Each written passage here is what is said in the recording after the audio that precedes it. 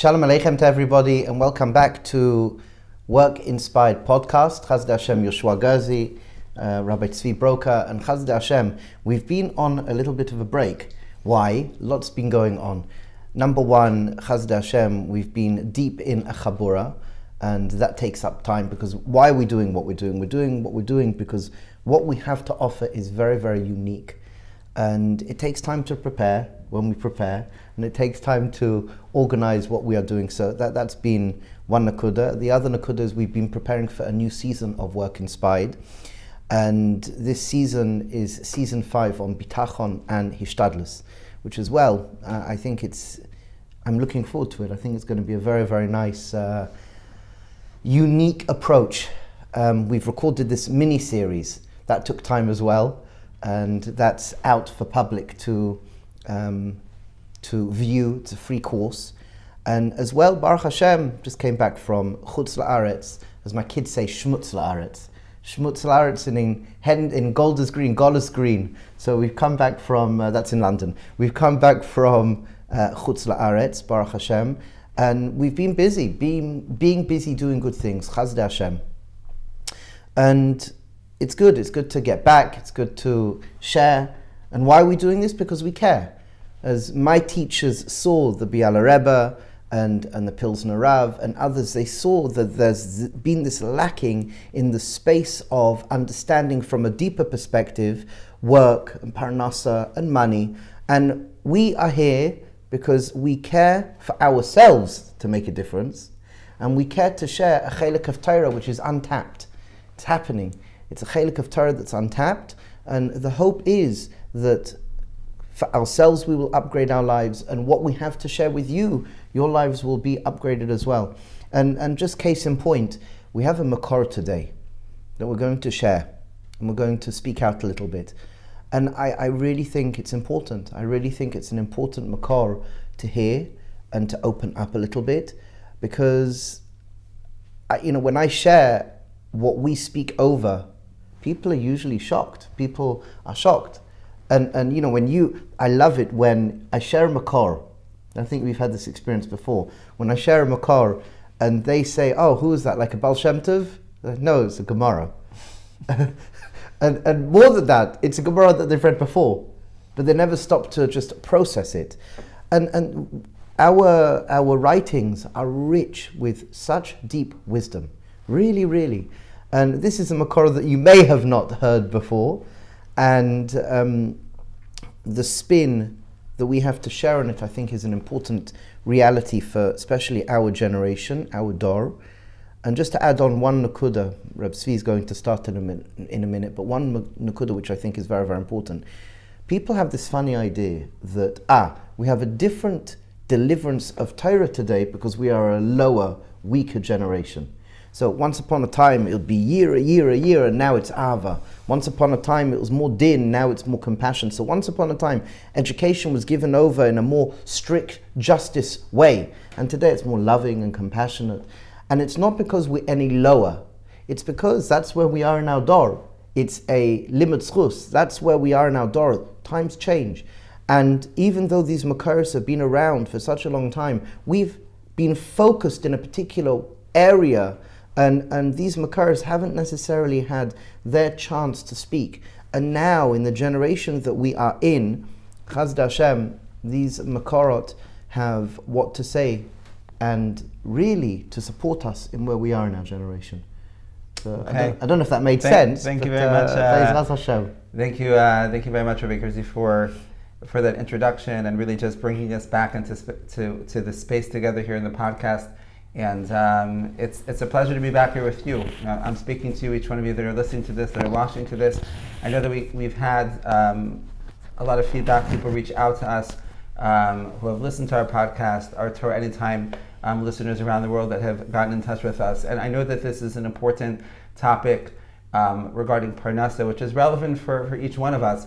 I'm so happy that we're able to take this time a few days before Tisha B'av.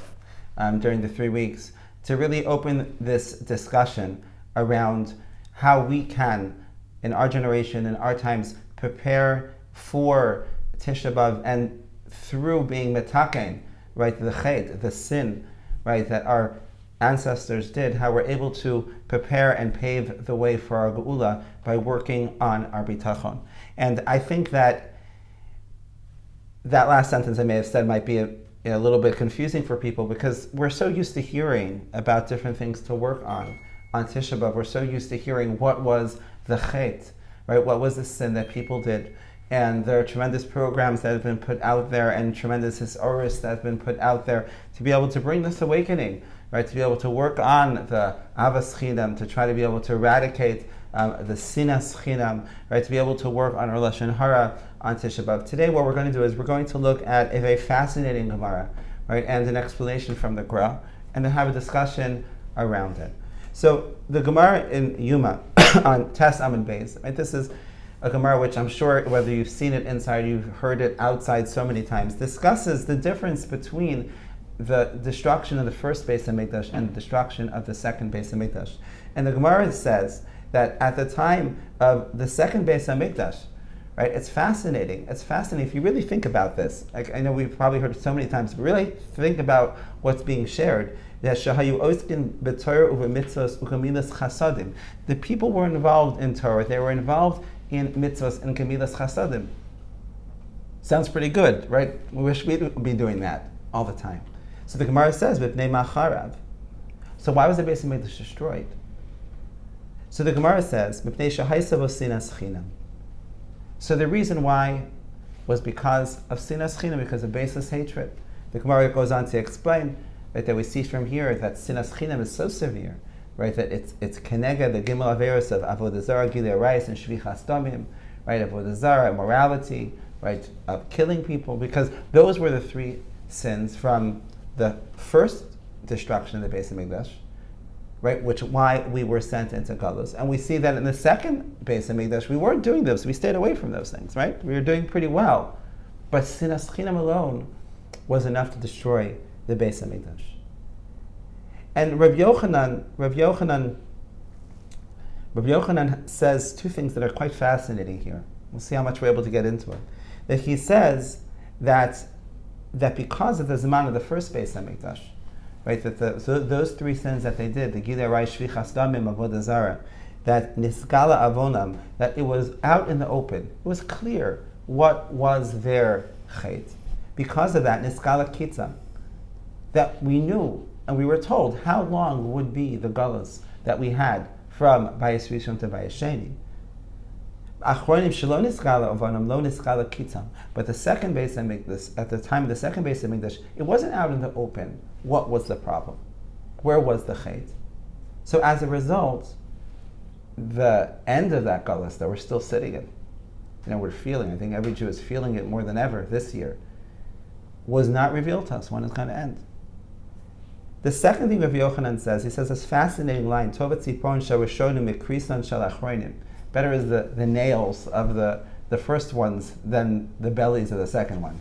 Talk about cryptic. So what does that mean? So the Gemara explains the Gemara in a very, very beautiful and deep and profound way. And he says that what's going on over here, the Gemara is explaining, is that at the time of the first Beit Hamikdash, at the time, that he says that in their premise, on their insides, they were beautiful, but on the outsides they were doing big averas.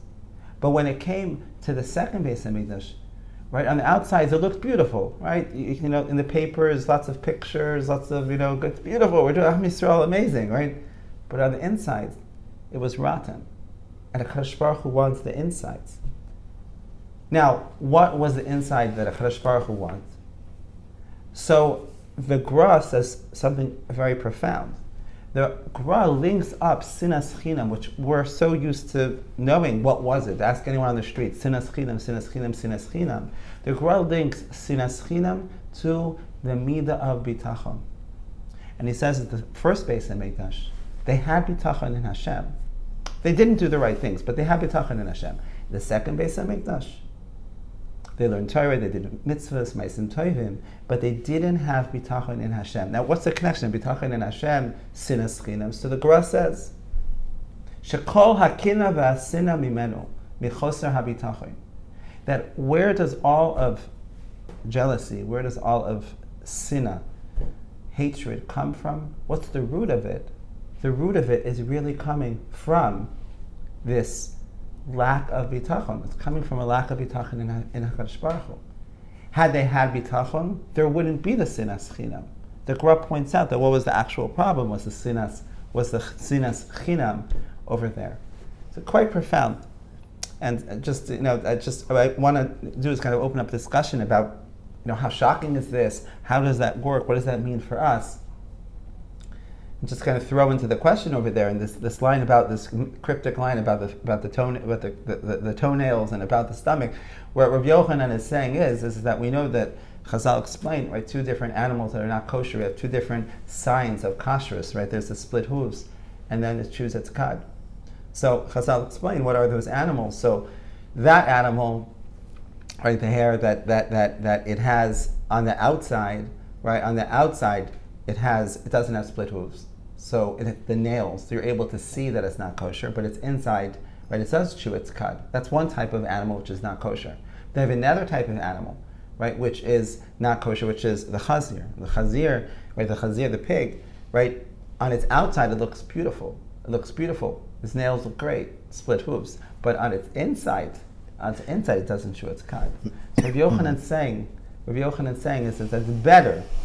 It's better that the Rishonim, in that situation, the first Beit Hamikdash, where on the outside it looks bad, but at least on the inside it looks good, as opposed to the chazir, where over there the chazir, where it looks on the outside it looks good, Torah ma'asim tovim, right? Torah ma'asim tovim, but on the inside there wasn't bitachon. So the Gemara explains that because that was our chait, that we looked good on the outside, but on the inside we didn't have bitachon, we were sent into Geula of Edom, which is connected to the chazir. And that's where we are right now. We're still in this right now because of the fact that we didn't have this bitachon. I think if we stopped here, it would be good. Now we have to understand that. I think even if we stopped here, it's an incredibly deep point. Maybe we can add something. Yoshua Gerzi in his big mouth.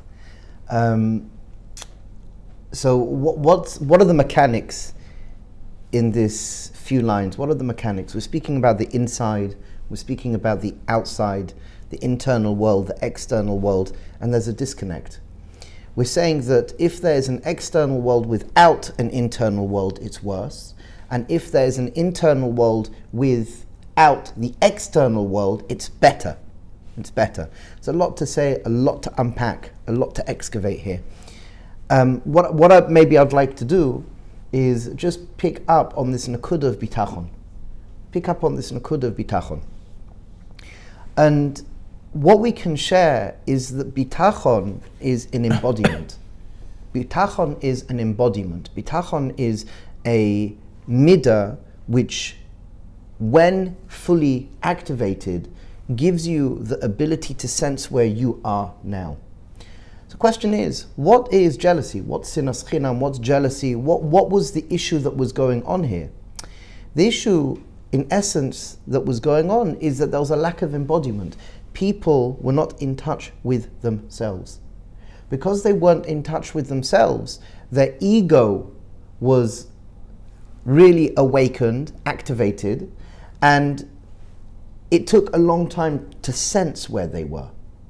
They lost touch with being embodied. They lost touch with just centering themselves. And there was a disconnect. When you have good thoughts, and you can't act out those thoughts, because whatever it may be, a person's overwhelmed. But the pnimi, it's not malicious. The pnimi, it's okay, Yetzer hara. And HaKadosh Baruch Hu can bear that. HaKadosh Baruch Hu can say, okay, your minds are in the right place, and yeah, there's a Yetzer hara. You've been owned by the Yetzer hara. You know where you are. You know you've made a mistake. Tachlis is Chazal say they knew they were making a mistake. They knew they were messing up. And it was like, oh, drat again. Oh, Rabbeinu Shalom, hell, again I did it? Like, the Medrash says that they had the hargasha. In the destruction, when they're practicing Torah Vaydi Gimlos Chasadim, We're the bee's knees. Gewaldig. We're learning, we're steiging, we can't do anything wrong. And sometimes the chitzonius dika, the external approach of being, so to speak, good and doing good, is a mask for actually the corrupt internal world. And Hashem has no patience for that. But how does a person come to that place? A person comes to that place is because we all have wants and needs. And if those wants and needs in a healthy way are not met, that energy is always going to express itself in a different way, and sometimes unhealthy way. So for example, the Pilzno writes, all human beings want stimulation. We all want to be stimulated.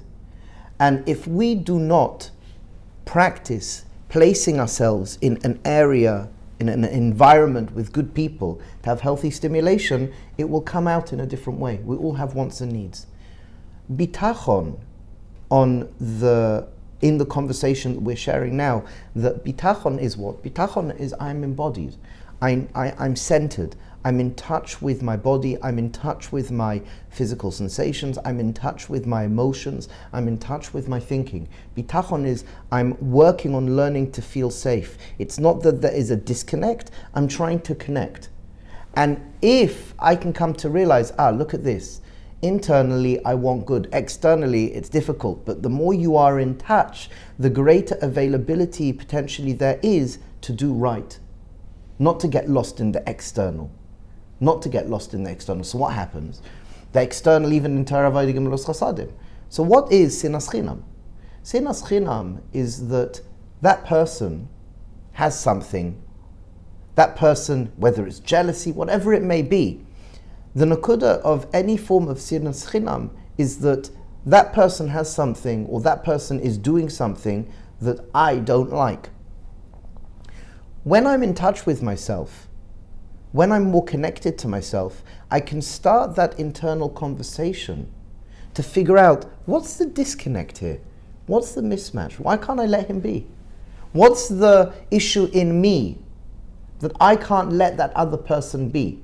And more than that, as Rabbi Singer, the Pilzno Rav, or Rabbi Yitzchak Isaac Shapir, they learned from the same teachers, when you feel that feeling of discomfort, if you have bitachon, or a tool of bitachon, is that I could start to lean into that discomfort. Instead of blaming it on the other person, instead of running and saying, it's his fault, it's this person's fault, I can actually turn and look in. Instead of looking out, I can look in. And I can say, okay, look, I'm feeling this feeling right now. Obviously, that person, my mind is in the right place. I want good for everybody. And I'm feeling this feeling right now. I want good for everybody. I don't like these feelings I'm feeling. So obviously, it's not that person, it's something in me.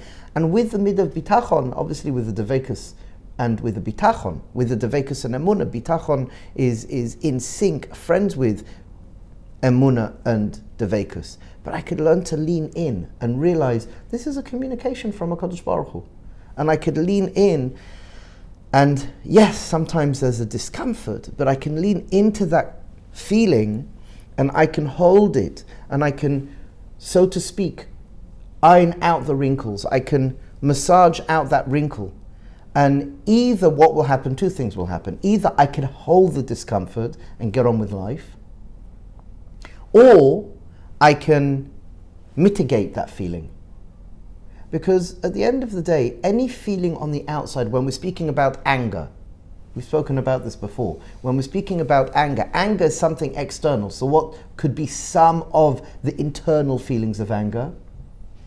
Sometimes it could be a person's feeling not safe. Not safe. It's definitely one of them. Person's not feeling safe. They don't feel in control, safe, secure, and certain. So you could lean into that. So actually, anger is something external, but really I don't feel safe.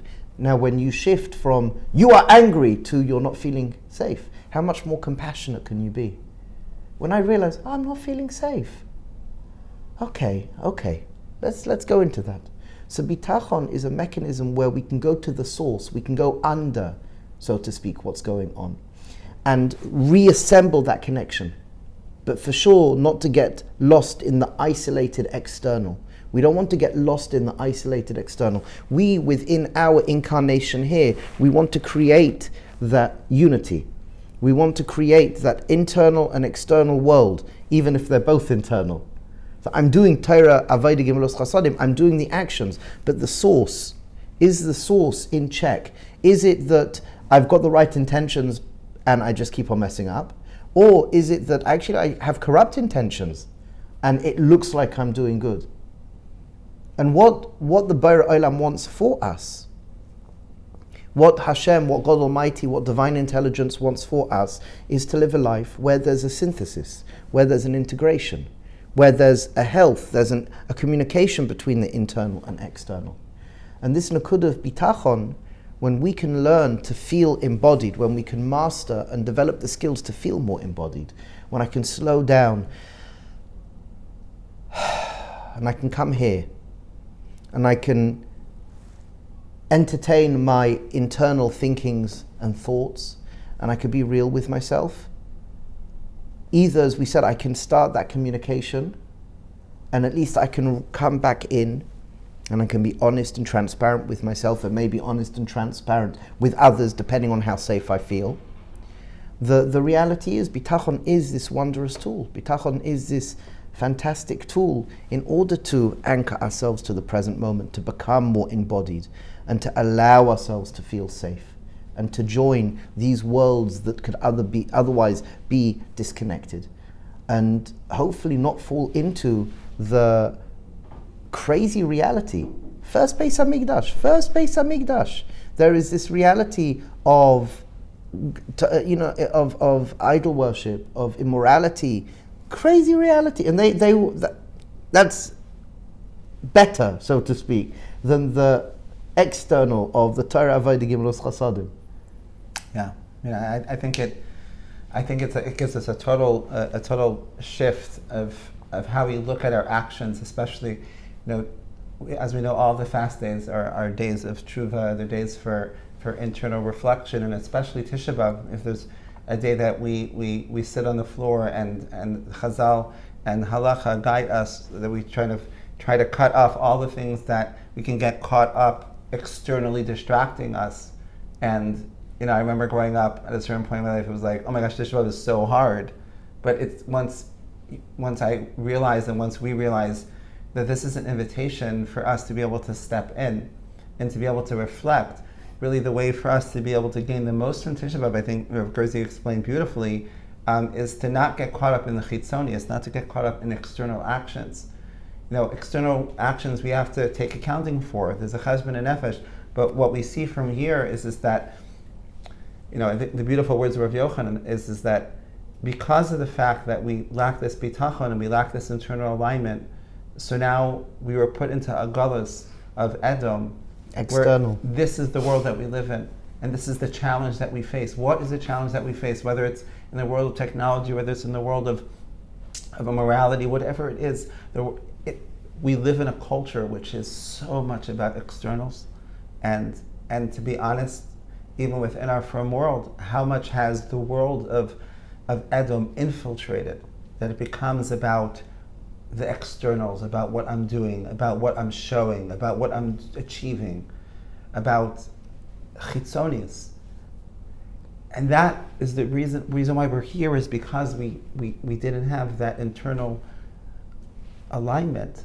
So what Hashem is asking us to do on this Tisha B'av, right, is to be able to stop and to be able to check in with ourselves. Lean into the discomfort. And to lean into the discomfort and to inquire. And if we are experiencing, don't worry if you are, because I'm also, we all are. If you're experiencing some element of kinna in your life, if you're not happy for your friend as much as you'd be happy for yourself, if you're feeling a certain level of I don't really like that guy, I don't really like those people, I don't really feel comfortable with those sort of type of crowds. Okay, let's be honest, let's be real. You want to be able to fix it if you're experiencing that. So the invitation is to check in and to see how aligned am I with my internal, and how aware am I with how safe I feel And I think this is something that we're speaking about in this free course that we've put out. And Baruch Hashem, we've gotten amazing feedback. A few hundred people have signed up. That we've put out a course on Bitachon and Hishtadlut, and really the theme that's really been coming back from the feedback, and the reason why we designed it was that if you want to work on being a Baal Bitachon, you can't even start if you're not willing to go inside. The key to becoming a Baal Bitachon is that it all processes through you. Because that is going to be the key towards knowing where is my Bitachon really holding. How do I make that decision about Hishtadlut? There's no safer that can save you. No safer. If you don't have that clarity, if you don't have that alignment. And I think that the time that we're in right now, and to take this Gemara and Yuma to heart in a serious way, is to building up towards Tisha B'av and going to Tisha B'av, to be able to check in with ourselves. How am I living externally? How am I living internally? Where is my bitachon? How safe do I feel with Hashem? How safe do I feel around other people? Right? And to take that step, to becoming more of an aligned person, the way Hashem envisioned that we live in. Bezos Hashem, as we do that individually, and we'll do that collectively, we'll be able to get ourselves out of the world of chitzonius, that we live in. And it should be a schus that Bezos Hashem, together, ourselves, our families, our listeners around the world, right? So we should become greater Bali Bitachon, and it's a schus to be able to grow on this journey together. And for those that haven't yet seen it, this amazing opportunity that we've put out to the public can be accessed at workinspiredcourse.com to be able to get access to this short videos. But once again, the goal is that you can become more of a centered person. Bracha, mazel and hatzlacha, kol tuv, kol yeshuas.